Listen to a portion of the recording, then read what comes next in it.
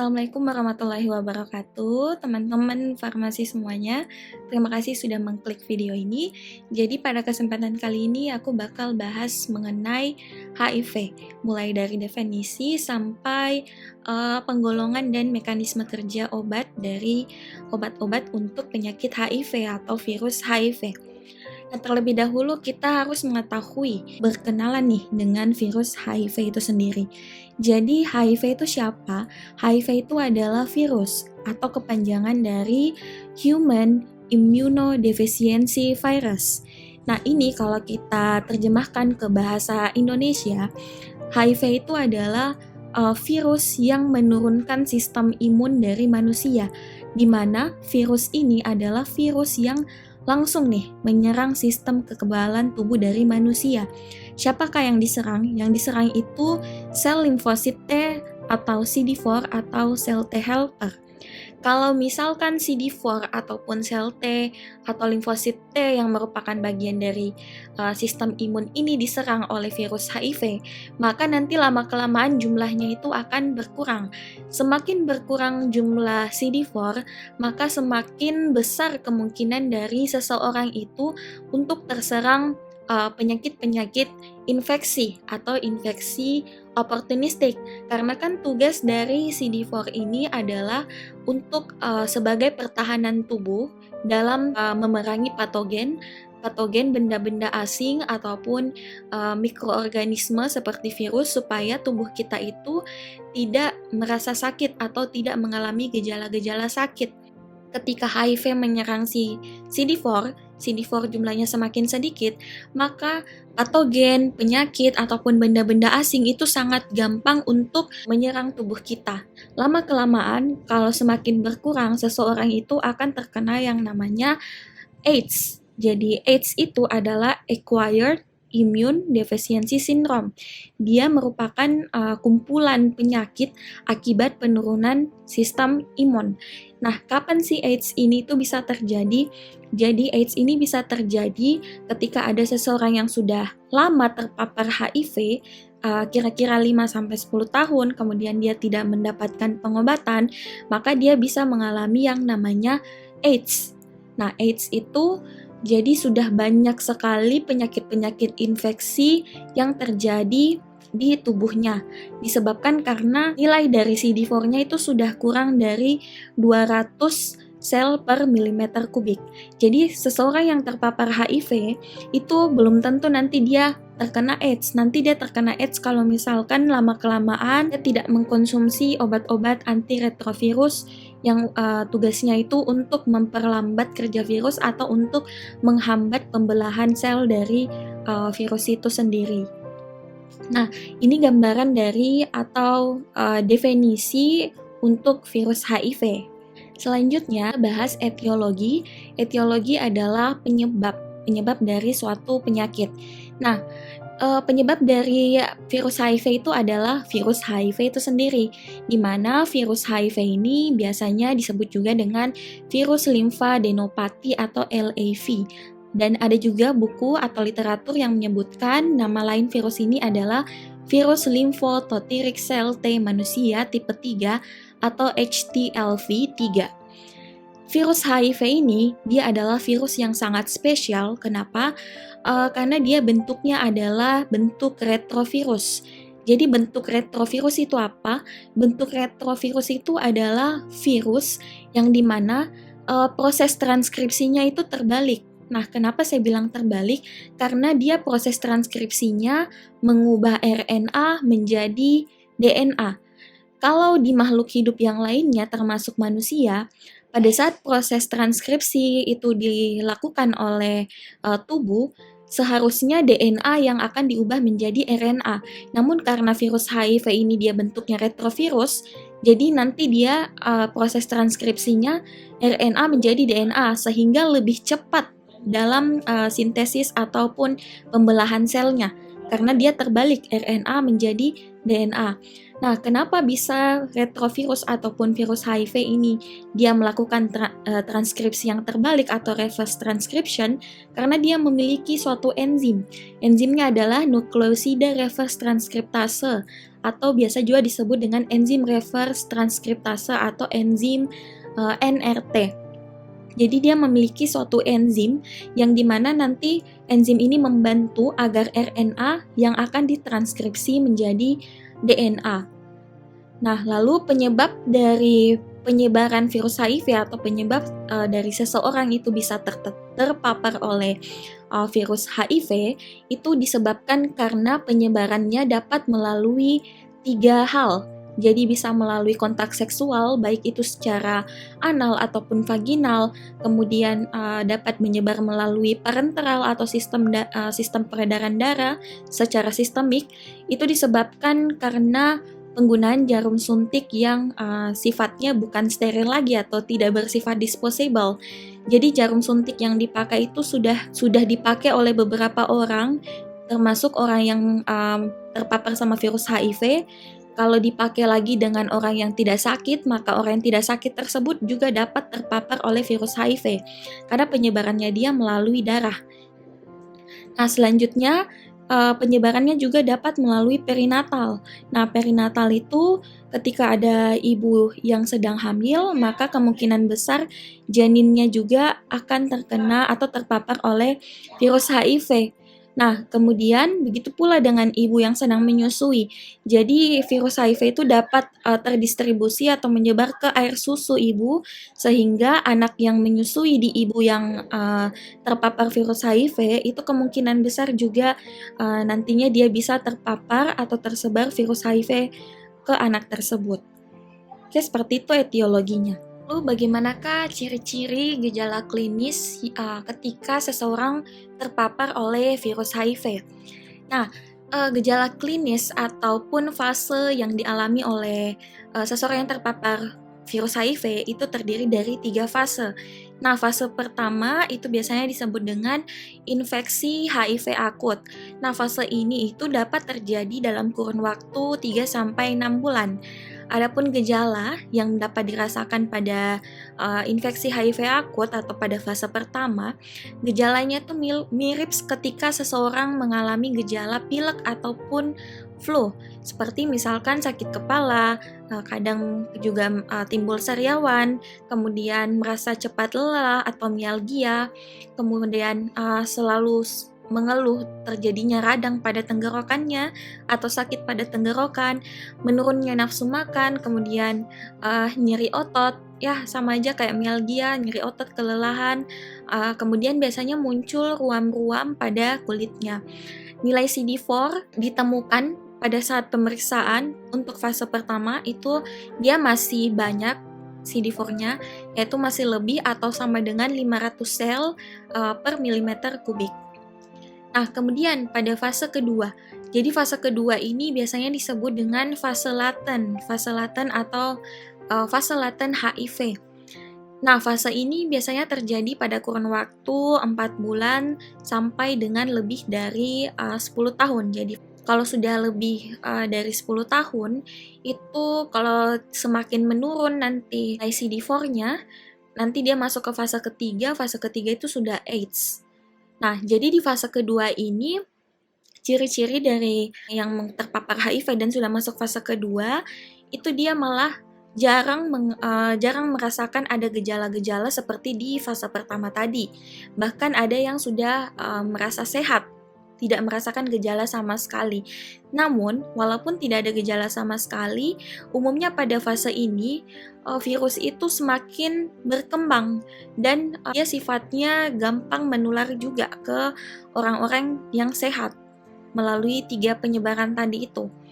Nah, terus nanti pada saat di akhir fase ini, contohnya mungkin di tahun ke-11 atau tahun ke-12, itu jumlah CD4 jumlahnya sudah akan semakin menurun kalau misalkan seseorang tidak mengkonsumsi obat antiretrovirus. Nah, untuk fase kedua ini ditandai dengan jumlah CD4 yang nilainya 200 sampai 499 sel per milimeter kubik. Lanjut ke fase ketiga. Nah, pada fase ketiga ini, seseorang sudah mengalami yang namanya AIDS. Karena seperti yang saya bilang sebelumnya, ketika jumlah CD4 itu sudah berkurang dan nilainya di bawah 200 sel per milimeter kubik, maka dia sudah bisa dikatakan terkena AIDS.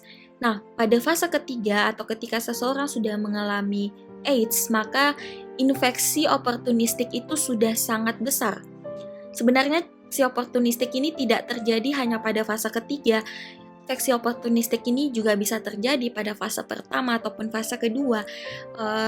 Namun peluang besarnya terjadi infeksi oportunistik ini itu lebih berpeluang lagi ketika jumlah CD4 itu sudah sangat sedikit atau sudah di bawah dari 200 sel per milimeter kubik. Nah, apa sih infeksi oportunistik itu?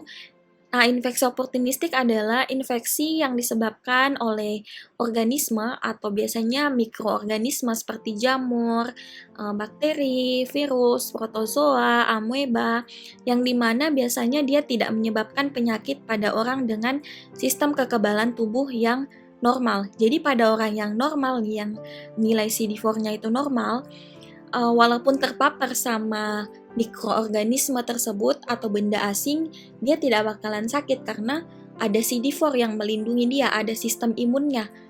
Jumlah CD4-nya masih banyak, tapi pada orang-orang yang jumlah CD4-nya sedikit, terpapar saja sedikit dengan mikroorganisme seperti jamur ataupun bakteri, dia langsung akan sakit.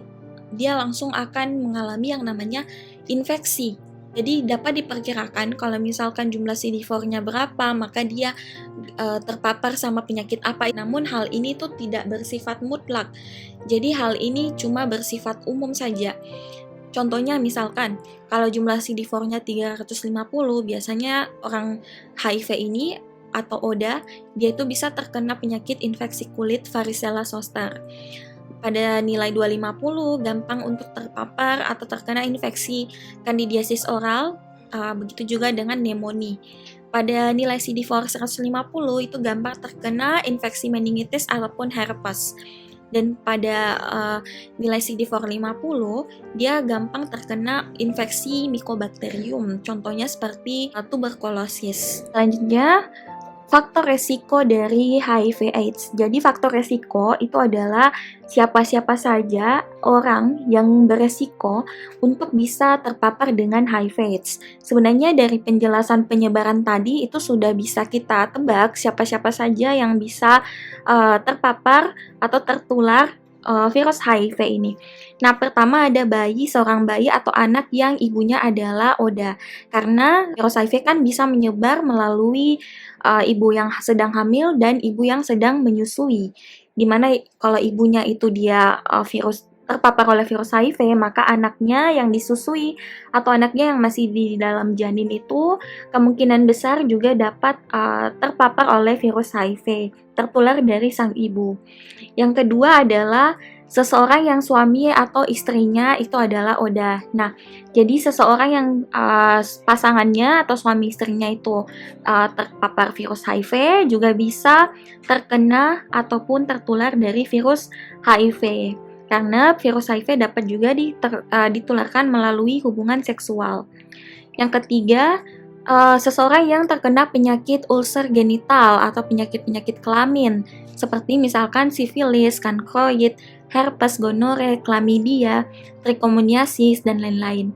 Yang keempat adalah seseorang yang menggunakan jarum suntik bekas pakai atau jarum suntik yang sudah tidak lagi steril.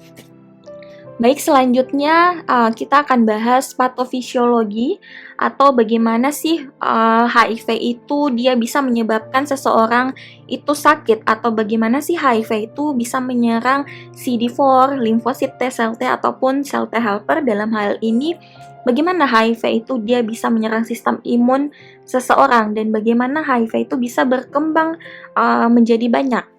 Nah, baiklah, jadi sebagaimana yang kita ketahui bahwa CD4 itu adalah suatu jenis sel darah putih yang berperan penting dalam memerangi infeksi. Nah, jumlah CD4 yang akan menentukan nih, apakah nanti infeksi oportunistik itu bakal terjadi ataupun tidak. Nah, baiklah, di sini saya akan menjelaskan patofisiologinya melalui sebuah gambar.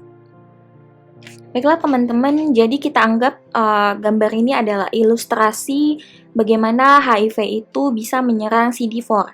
Nah, jadi pertama kita fokus dulu ke gambar ini. Jadi gambar ini anggaplah dia adalah virus HIV. Nah, di mana virus HIV di dalamnya itu sudah ada RNA. Jadi RNA nanti ini yang akan dilepas ke dalam sel. Sebelum itu kita lihat juga di sini ada glikoprotein atau GP, ada GP41 HIV dan ada GP120 HIV. Oke, ini adalah bagian dari virus HIV. Selanjutnya gambar yang ini kita anggap sebagai sel dari manusia. Nah, di dinding sel atau di permukaan sel manusia itu terdapat banyak CD4. Jadi ini yang orange itu kita anggap sebagai CD4, kemudian yang pink ini itu dianggap sebagai koreseptor atau CCR5 atau CXCR4 ya. Nah, jadi nanti gimana nih caranya virus HIV itu menyerang CD4? Nah, jadi ketika ada melalui 3 penyebaran tadi, nah virus HIV itu pertama kali dia akan melekat dulu dengan CD4. Bagian yang melekat dengan CD4 itu adalah glikoprotein 120 HIV atau GP120 HIV. Dia melekat dengan CD4. Nah, setelah dia berhasil melekat dengan CD4, tahap selanjutnya adalah dia akan melekat juga dengan CCR5 atau CXCR4 yang merupakan koreseptor tadi, jadi yang bagian pink ini. Jadi kalau si virus HIV ini berhasil melekat di CD4 dan koreseptor yang banyak di permukaan sel, maka dia langsung akan melakukan fusi. Fusi ini dilakukan oleh GP41 atau glikoprotein 41 HIV. Fusi itu apa? Fusi itu adalah virus HIV-nya bakal melubangi atau merusak sel. Jadi dia merusak dinding sel, dia membuat selnya ini menjadi lubang. Nah, jadinya seperti ini nanti.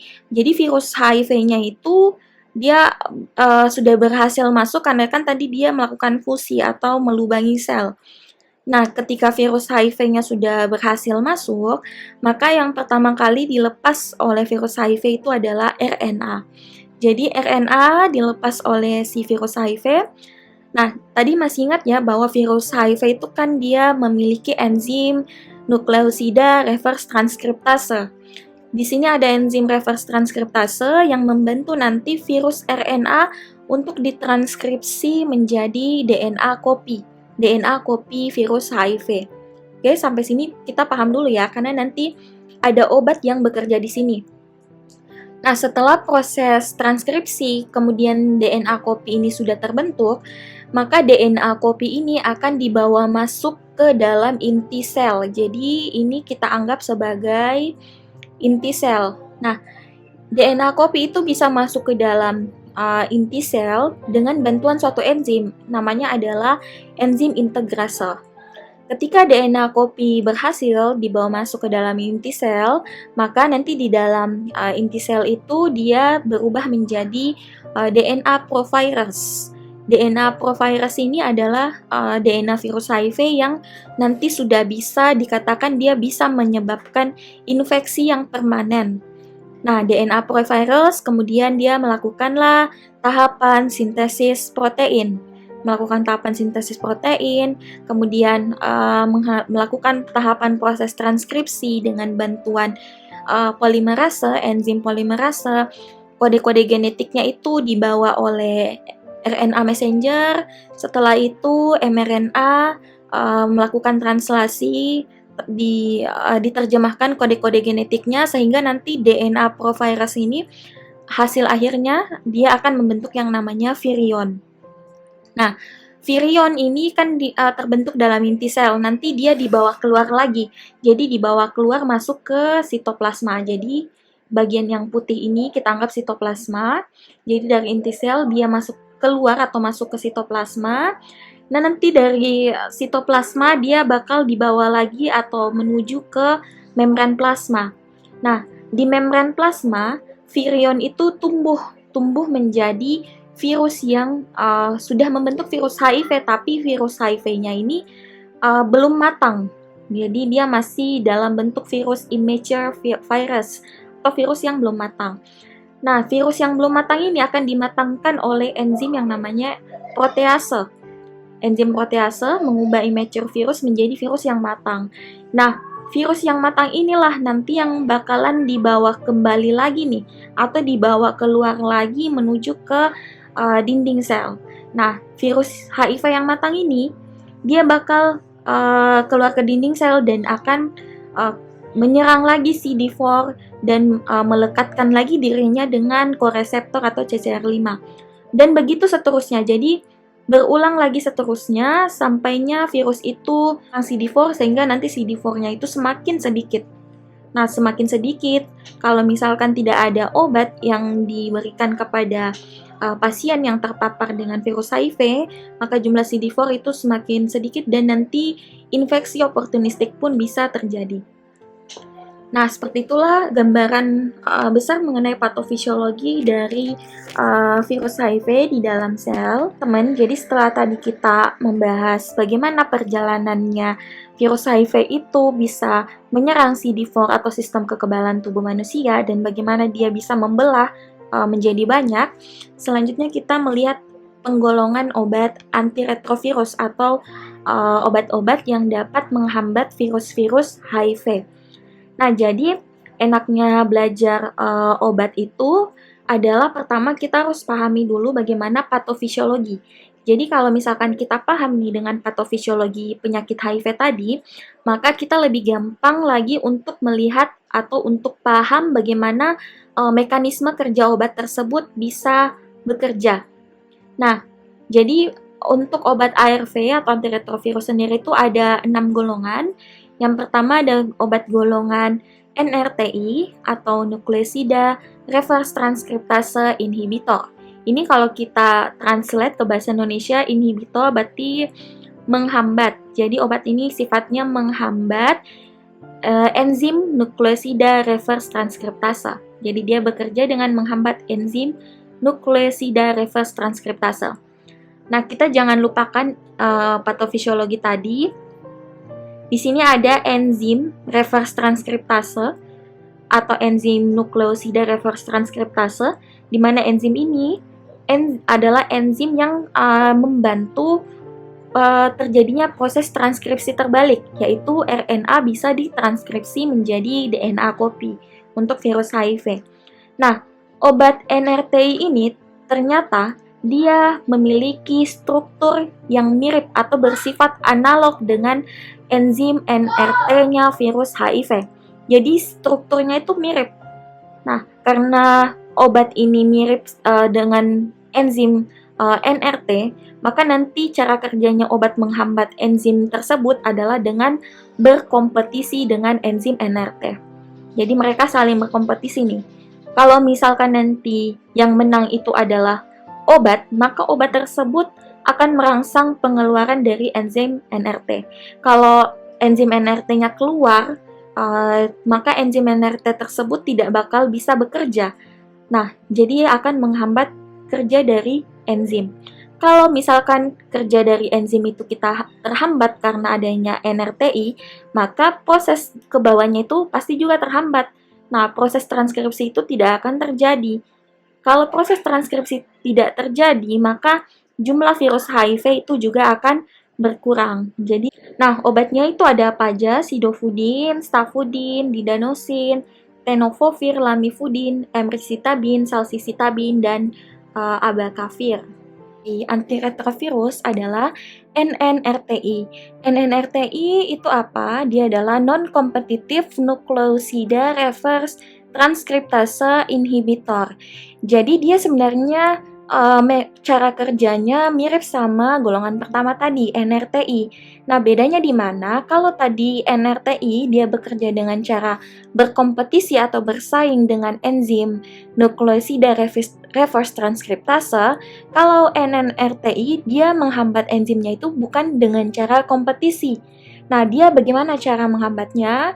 Jadi dia akan langsung berikatan dengan enzim. Kalau obat ini mengikat enzim NRT, maka obat ini akan menghalangi kerja dari enzim NRT, sehingga terhambatlah kerja dari enzim nukleosida reverse transkriptase. Maka efek yang diberikan pun sama seperti golongan pertama tadi, yaitu akan menghambatnya proses transkripsi terbalik RNA menjadi DNA. Nah, kalau proses transkripsinya dihambat, maka proses ke bawah atau proses sesudah transkripsi pun juga tidak akan terjadi. Nah, sehingga jumlah dari virus HIV itu akan berkurang. Jadi, obatnya itu apa aja? Ada nevirapin, evapirenz, delafirdin, etravirin, dan rilpivirin. Oke, kita lihat kembali gambarnya. Jadi di sini disimpulkan ada 2 obat nih yang bisa bekerja dengan menghambat reverse transkriptase.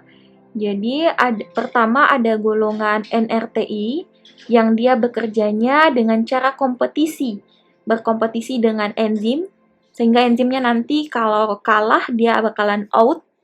Dan ada NNRTI yang dia kerjanya menghambat enzim reverse transkriptase, tapi bukan dengan cara kompetisi. Dia bekerja dengan cara langsung mengikat enzim, sehingga kalau enzimnya berikatan dengan obat, maka tidak ada lagi nih enzim yang bakalan membantu proses transkripsi RNA menjadi DNA.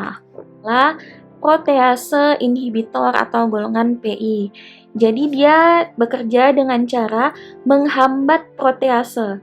Jadi protease ini adalah enzim.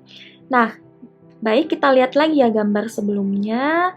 Ini tadi di sini ada protease, ya. Jadi enzim protease ini kan tugasnya untuk mengubah virus yang belum masak menjadi virus yang sudah masak, supaya nanti virus yang masak ini bisa lagi menginfeksi atau menyerang CD4.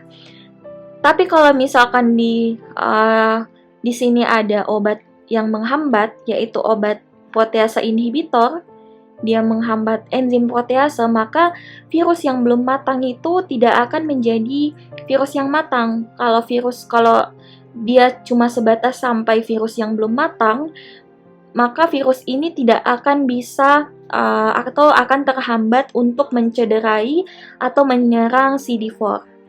Jadi seperti itu aja nih kalau mekanisme kerja dari inhibitor enzim protease.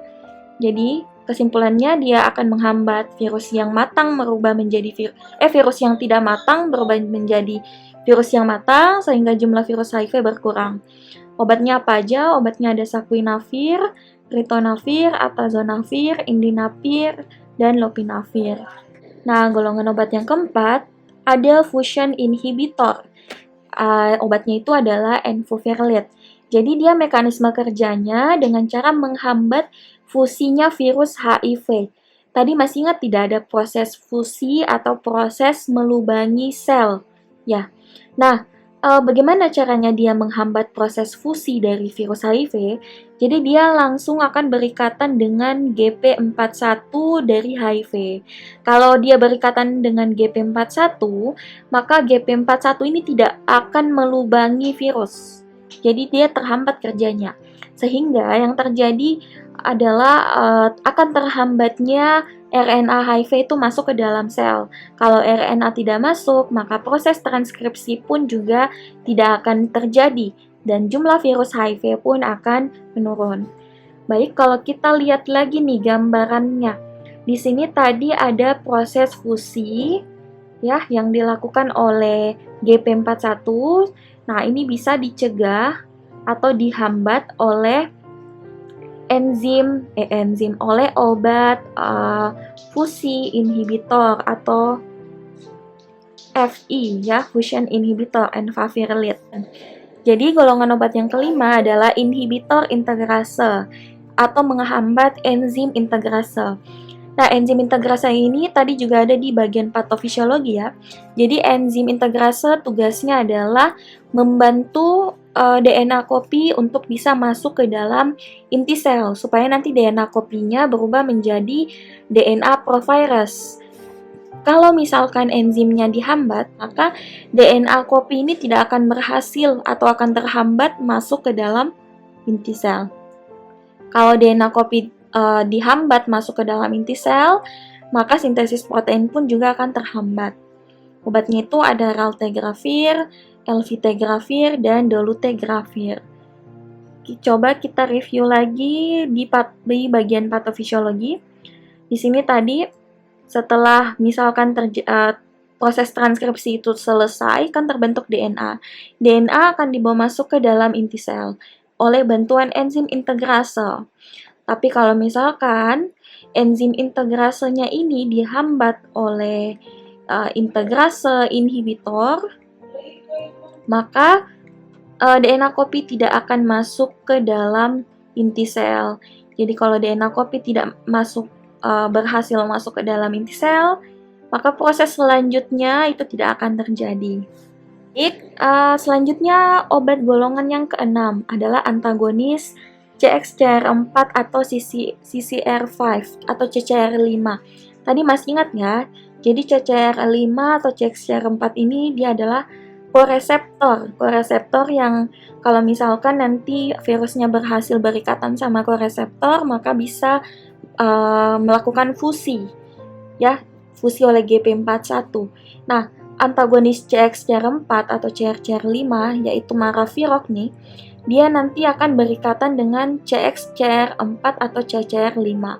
Kalau obat ini berhasil berikatan dengan koreseptor, maka nanti GP120 HIV itu tidak akan berikatan nih dengan CXCR4. Kalau dia tidak berikatan, maka virus itu tidak akan masuk dan tidak akan melakukan fusi ke dalam sel, sehingga jumlah virus juga akan berkurang. Kita lihat kembali lagi di bagian patofisiologi. Nah, di sini ada tahapan di mana virusnya itu akan melekat dengan CCR5. Jadi kalau di sini ada obat inhibitor CCR5 atau CXCR4. Dia menghambat kerjanya virus HIV sehingga proses selanjutnya pun tidak akan terjadi.